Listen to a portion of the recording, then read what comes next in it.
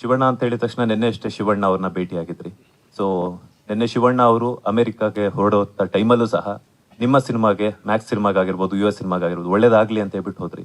So ನೀವು ಯಾವ ರೀತಿ ವಿಶಸ್ ಅನ್ನ ತಿಳಿಸ್ತೀರಾ ಶಿವಣ್ಣ ಅವರಿಗೆ?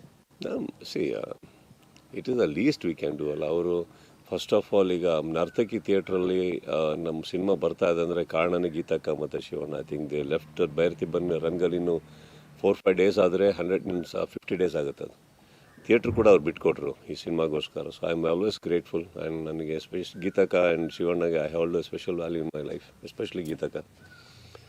ಆ್ಯಂಡ್ ಅವ್ರ ಮನೆಗೆ ಹೋಗಿದ್ದು ನಾನು because I got to know the living. And ಏನಂತೀರಿ, ಒಂದು Shivanna is a very positive person. First of all ಅವರಿಗೆ ಕೆಲವು ಕಾಂಪ್ಲಿಕೇಶನ್ಸ್ ಆದಾಗ ಆ ಜಾಗದಲ್ಲಿ ಬೇರೆ ಯಾರೋ ಇದ್ದರೆ ಕುಗ್ಗೋಗ್ಬಿಡೋರು, ಡಿಪ್ರೆಷನ್ಗೆ ಹೋಗ್ಬಿಡೋರು.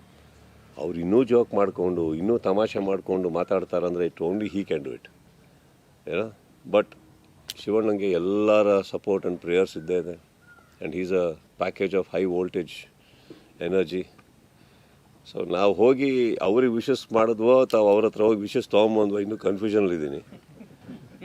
ಸೊ ಬಟ್ ಎರಡೂ ಆಗಿದೆ ಅಂತ ಅನ್ಕೋತೀನಿ. ಅದೇ ಸರ್, ಅವ್ರು ಓಡ್ಬೇಕಾದ್ರೆ ನಾನು ಅಲ್ಲೇ ಇದೆ. ಸೊ ಹೇಳ್ತಿದ್ರು ನಿಮ್ಮ ಬಗ್ಗೆ, ಸೊ ಒಳ್ಳೇದಾಗ್ಲಿ, ಕನ್ನಡ ಚಿತ್ರರಂಗ ಹಿಂಗೆ ಮುಂದುವರಿಲಿ ಅಂತ ಹೇಳ್ಬಿಟ್ಟು. ಸೊ ಹಾಗಾಗಿ ಎಸ್ ಸರ್, ಥ್ಯಾಂಕ್ ಯು. ಮೈಕಿಲ್ಲ, ಮಾತಾಡಿ. Hi sir.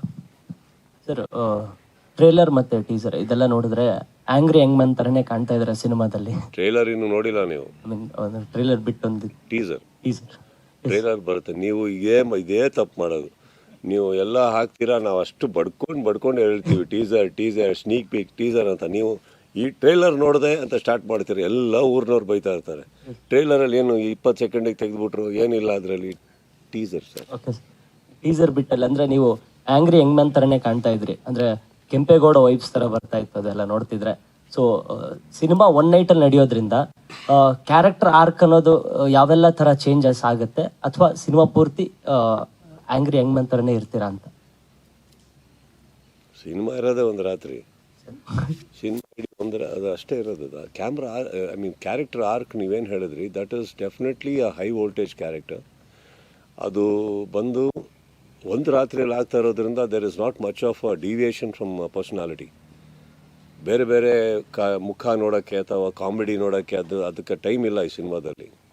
ಸೊ ಹೀರೋಯಿನ್ಗೆ ಟೈಮ್ ಇಲ್ಲ ಸಿನಿಮಾದಲ್ಲಿ. ಸೊ ಇವತ್ತೊಂದು ಒಂದು ಇಂಟರ್ವ್ಯೂ ಕೊಡ್ಬೇಕಾದ್ರೆ ಒಂದು ಆ್ಯಂಕರ್ ಕೇಳಿದ್ರು ಕೂಡ ನಮಗೆಲ್ಲ, ಸರ್ ಒಂದು ರಾತ್ರಿಯಲ್ಲಿ ಈ ಪಿಕ್ಚರ್ ಹೀರೋಯಿನ್ ನಿಮ್ಗೇನು ಅನ್ನಿಸ್ಲಿಲ್ವ ಅಂದರು.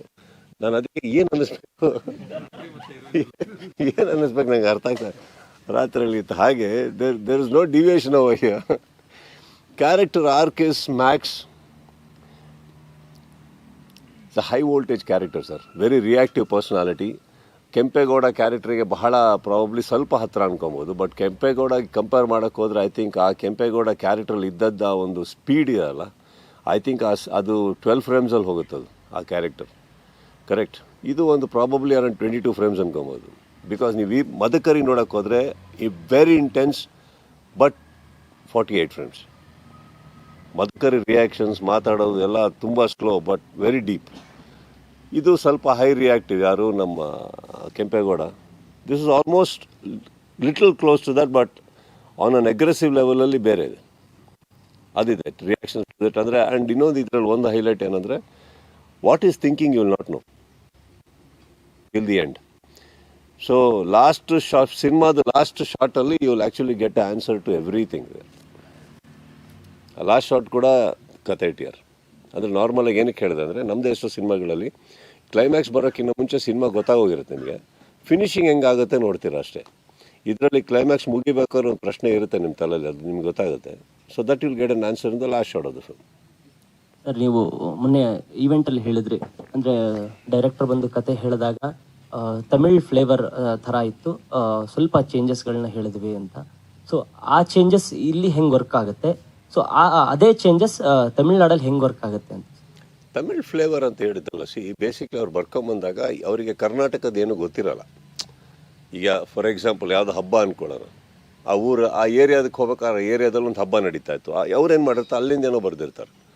ಸೊ ಇಲ್ಲಿ ಇದು ನಡೆಯೋದು ಅಂತ ಗೊತ್ತಾದಾಗ ಈ ಕಲ್ಚರ್ದು ಒಂಚೂರು ಅವರಿಗೆ ಅವೇರ್ನೆಸ್ ಸಿಗುತ್ತೆ. We would had the right people ಅವರೊಟ್ಟಿಗೆ ಕೂತ್ಕೊಂಡು. ಸೊ ಅದೆಲ್ಲ ಆದಾಗ ಕರೆಕ್ಟಾಗಿ ಹೋಗುತ್ತೆ ಅಷ್ಟೇ, ಬೇರೇನಿಲ್ಲ. ಈ ಸಿನಿಮಾ ಯಾವುದೇ ಒಂದು ನೇಟಿವಿಟಿ ಸುತ್ತ ಇಲ್ಲ, ಇದು ಒಂದು ಕಲ್ಚರ್ ಸುತ್ತ ಇಲ್ಲ ಇದು.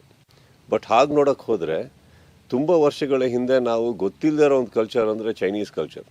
ಅವತ್ತಿಗೆ 36 ಚೇಂಬರು, ಶಾಲಿನ್ನು, ಅದು ಇದೆಲ್ಲ ಅವತ್ತೇ ಒಪ್ಕೊಂಡ್ಬಿಟ್ಟಿದ್ವಿ ನಾವು. ನಮಗೇನು ಗೊತ್ತಿಲ್ಲ. ಕಾಂತಾರ ನಮ್ಮ ಕಲ್ಚರು, ನಾರ್ತ್ ಇಂಡಿಯಾಗೆ ಹೇಗೆ ಗೊತ್ತು? ಸೊ ಐ ಥಿಂಕ್ ಒಂದು ನ್ಯೂ ಕಲ್ಚರ್ ಬಂದಾಗಲೇ ಒಬ್ರಿಗೆ ಆಕರ್ಷಣೆ ಬರೋದು, ಏನೋ ಹೊಸ್ತಿದ್ದು ನೋಡೋಣ ಅಂದ್ಬಿಟ್ಟು ಅಂತ. Correct. So nativity is not at all a word anymore sir. I think we all accepted it long back. ಇವಾಗ ಸ್ವಲ್ಪ ಓಪನ್ ಆಗಿ ಅರ್ಥ ಆಗ್ತದೆ ನಮ್ಗಷ್ಟೇ.